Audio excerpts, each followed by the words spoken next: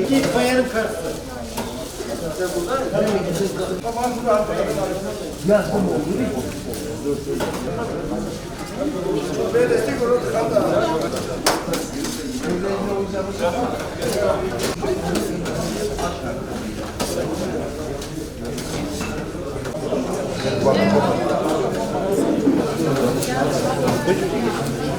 Çadırda olması biraz daha sıkıntı oluyordu yani hava şartlarından dolayı.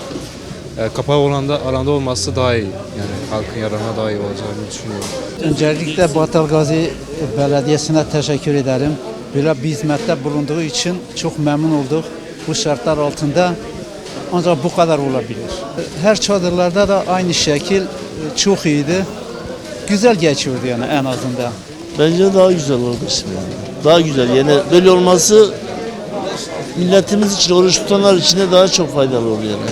Çünkü dışarısı daha çadırdan soğuk yani. Burası yani bence daha mantıklı yani. Herkese, yapanlara da teşekkür ederim yani. Çalışmalarından dolayı kendisinden Allah razı olsun hocam.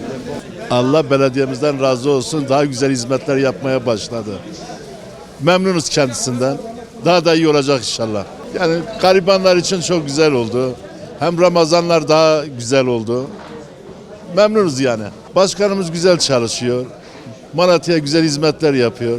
Bundan daha iyisi de olmaz. İşte deprem görmüştük. Ancak bu kadar olur yani. Kendisinden razıyız, memnunuz. Daha da güzel hizmetler bekliyor kendisinden.